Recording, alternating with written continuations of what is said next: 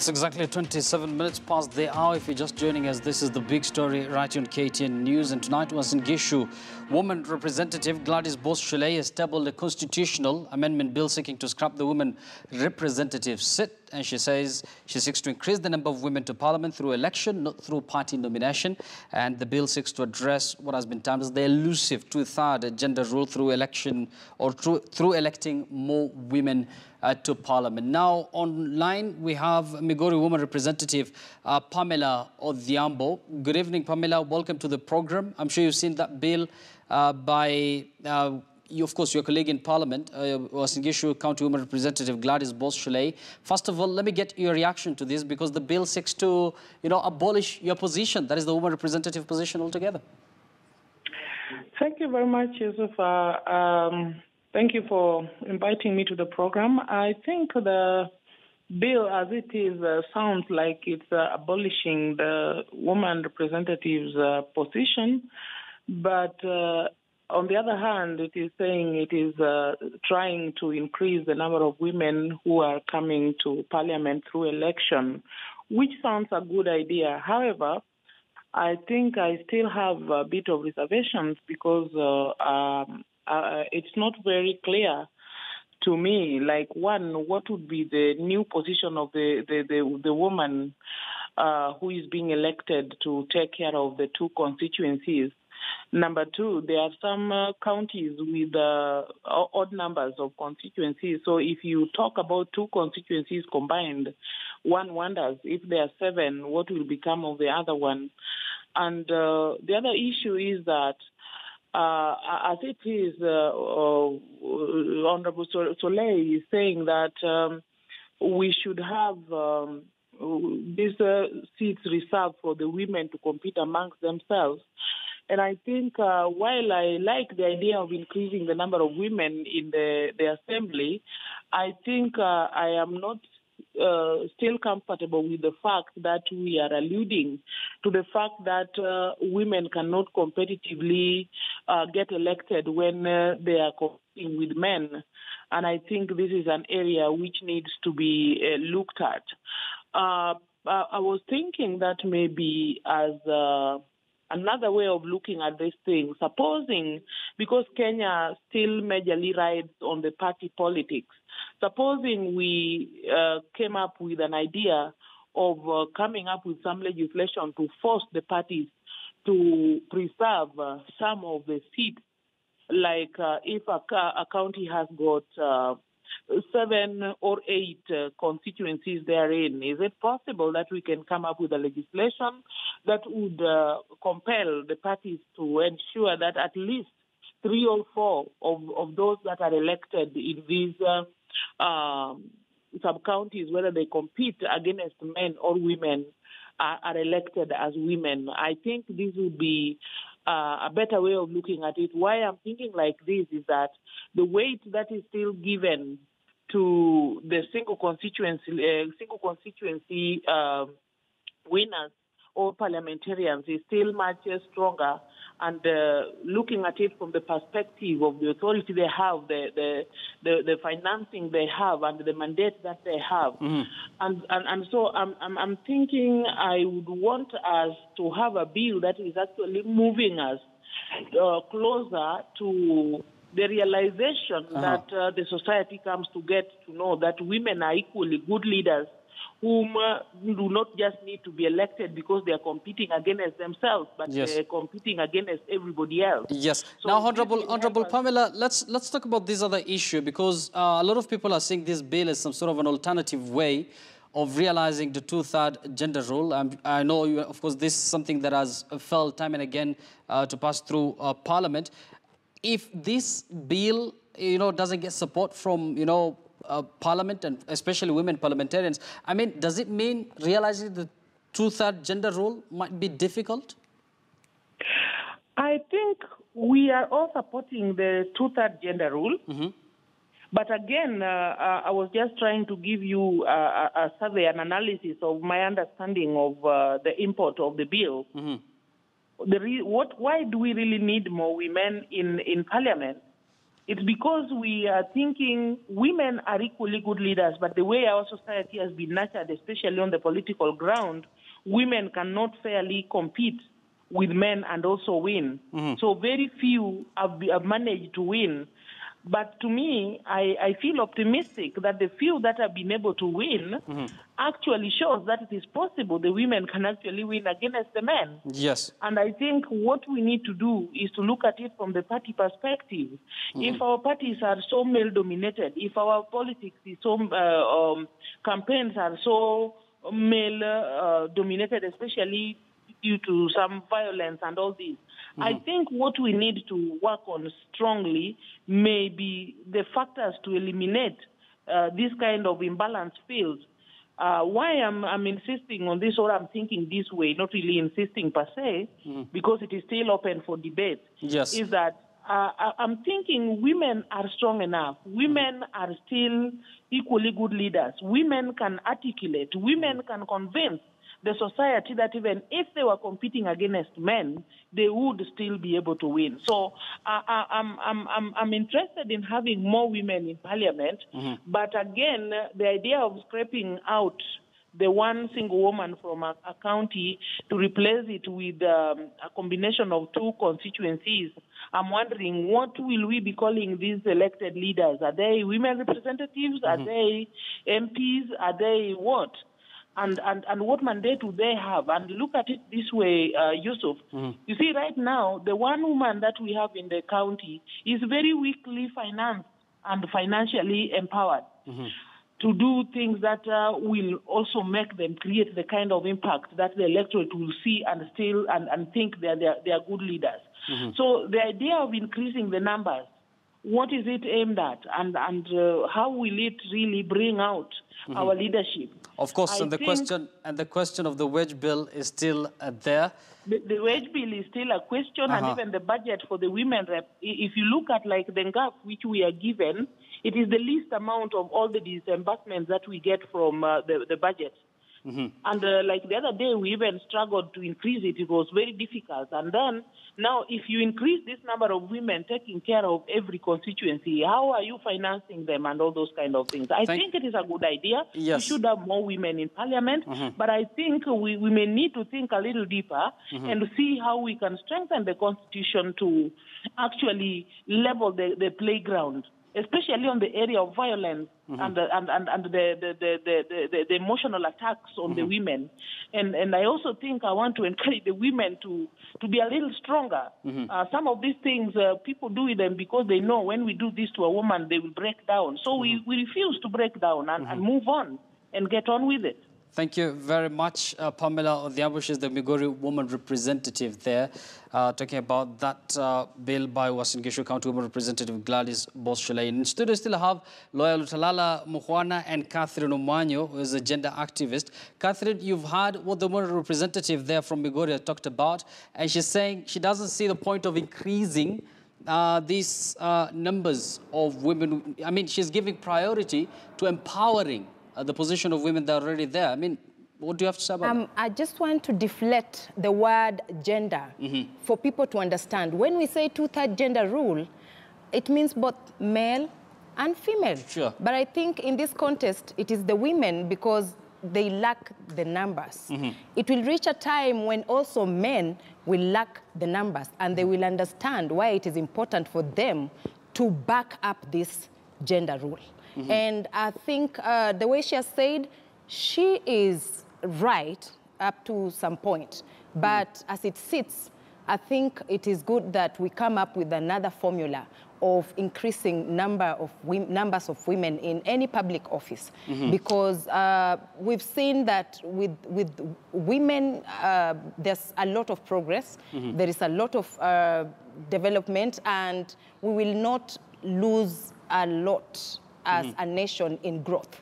Yes. So I think people should not look at it as a women affair, but a society's affair. And when we increase, like she's saying, like 3 MCAs in a constituency, then maybe Senate and then Parliament, it's just good for us to start embracing this thing in advance. Rwanda has an advisor who comes from Kenya, and look what they've done.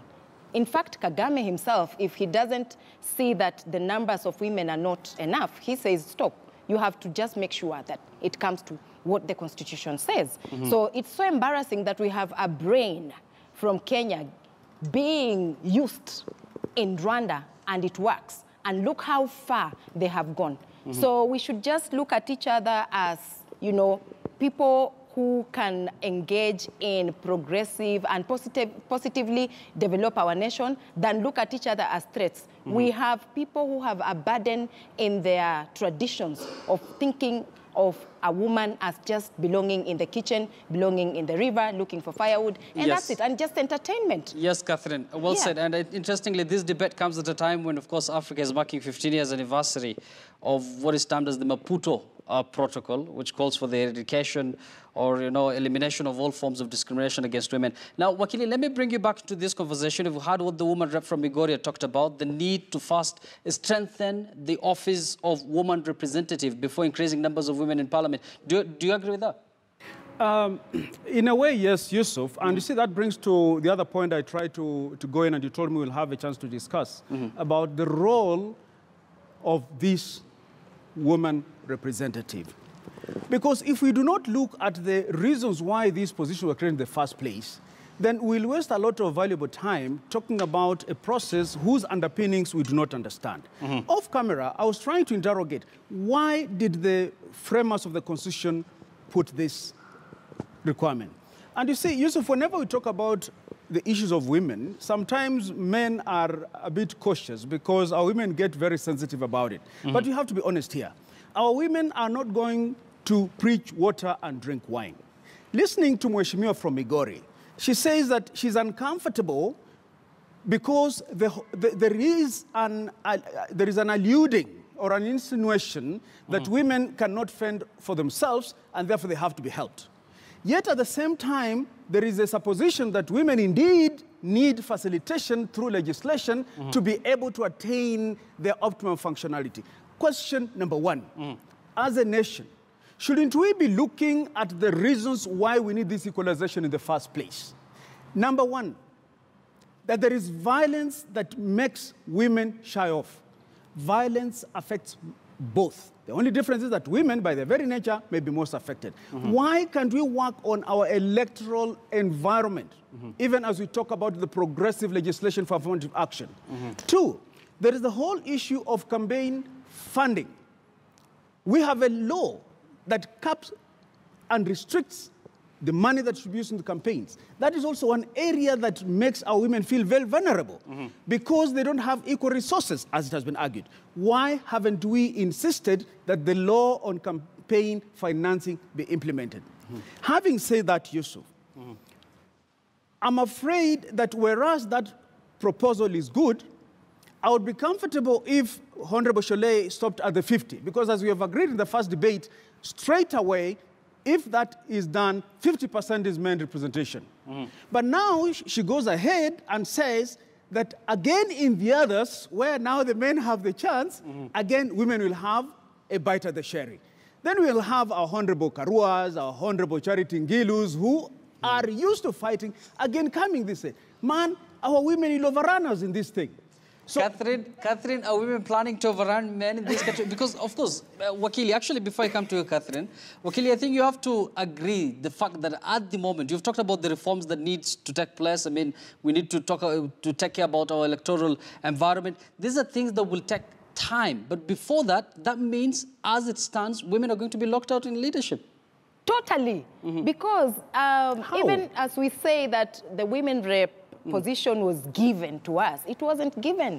And actually, I want to correct the women who vied as women rep and actually led for 5 years, went back again as women reps. They let us down. Once you are empowered, you don't need that affirmative action. They could have gone for senator, governor, member of parliament, and left that seat vacant for another woman to be also empowered. So, but back into my colleague's argument, if you say the women will overrun us, now you understand why I'm saying we have our learned friends who still have a problem with a woman being in a political seat. Not at all. The word overrun is unfortunate, but I think I understand his parable in that. Yes. It is not about competition. It is about deciding on what best works for our people, what best can help our country go forward, and what best can curb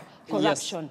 By us saying women should go for these elective seats, we are also trying to curb nepotism, because there is this maybe woman who is just seated there, has no clue, doesn't even want to be in politics, but this vacancy comes for nomination and it's just given on her bed. She doesn't even understand why she's there. But there's this woman who wakes up in the morning and is going to campaign and is looking for votes, unfortunately does not make it. If this woman who has the vision, has already manifesto, knows what to do in the next 6 months for her people, if this woman is given that chance, she will perform better than that one who just sits there and says, my daddy, my boyfriend, my lover will fix me in. Let me give Wakili a chance to react to that. But at the same time, as you react to Catherine's point of view there are countries in Africa, for example, Rwanda, which is a very good example. They have about 65% women representation in parliament. And the country is still doing well. They've not been overrun by women. So I don't know what your point is exactly there. No, Yusuf, the term overrun was used contextually. Because if you are going to guarantee a 50% representation straight away from the law, then you are saying that already this 50% representation, the law requires 2/3. So why don't you stop at that? Two, discrimination. Now, speaking as a lawyer, discrimination is discrimination, whether it is against the woman or whether it's against the man. And let's go to the second level, Yusuf. And you promised that we shall talk about that. When we give our women these positions and we say we're empowering them, whom are we empowering? Are we empowering those specific leaders who got these offices? Or are we empowering our women folk in the country generally? The reason why that question is important, that there appears to be a disconnect between our women leaders and the grassroots. Because if our women leaders were in the same wavelength with the women on the ground, women will change this country overnight. Because they are the bulk of the voters. And believe you me, women are loyal. When they decide to vote, they vote to a woman. So finally, yes, Wakili, finally, as we conclude this discussion, let me just take some response here from our viewers. At George Maringa, he says, now this bill, the increased number of elected women, would it increase the wage bill? I think we've already talked about that. Now that we still pay them even after they retire. Catherine, I think you've talked about this. Catherine, I think you've already talked about this already. Yeah. But it seems whenever, Parliament, sponsors any kind of bill, most of the time it's either they're increasing their salary or they're increasing their representation there, their numbers, I mean. So this will not sit well with the taxpayer, right? It won't, and it's making it even harder. If we had people who had a vision to go in there as servants, they would not be looking at salaries first. They would be looking at delivering to the promises they gave to the people, and let the people who pay taxes decide whether they should be given more money or not. So it makes it even harder for anybody to back the 2/3 gender rule, because already it's being seen as another baggage in the wage bill docket.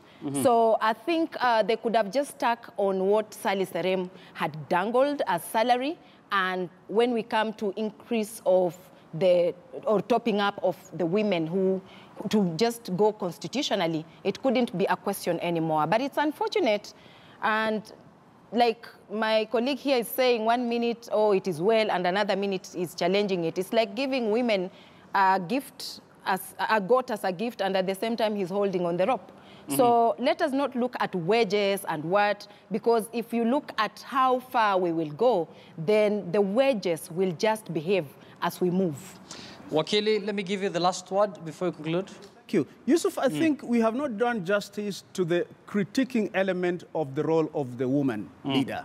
Because the assumption is that once these women are elected, are nominated or they're facilitated to go and sit in parliament, they have roles which specifically subscribe to what a woman requires in this country.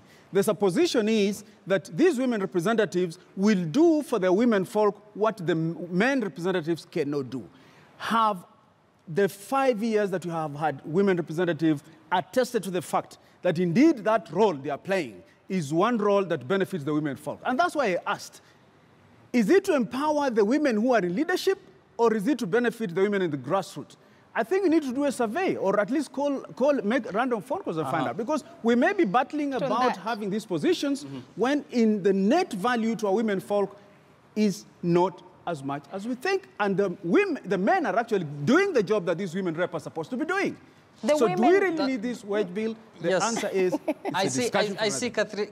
Catherine, let me just give you a minute before we wrap up. It's like they were given a gun without bullets. Actually, they've been demanding to be given some money to be able to work. Yes. So you cannot give me something that doesn't have anything inside for me just to carry as a flower vase. So their responsibilities were not well put down. And the empowerment thing was just a shell, you know. But today, I know as we move forward, they've been given something little. I know they will change. You will see a lot of but the first 5 years was a mess. Yusuf, next time. Okay, thank you very much, Catherine, for your input. Catherine Romanzi is a gender activist. Alutalala Mukhwana is a lawyer. And of course, earlier was speaking to Migori Woman Representative Pamela Odhiambo, as well as a colleague from Uasin Gishu, who is the sponsor of this bill. She is Gladys Bose-Shulei. She has tabled a constitutional amendment bill seeking to scrap the woman representative seat.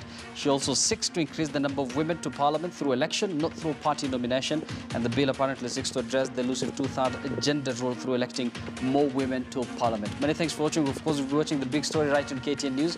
My name is Joseph Ibrahim. Up next is KTN Prime.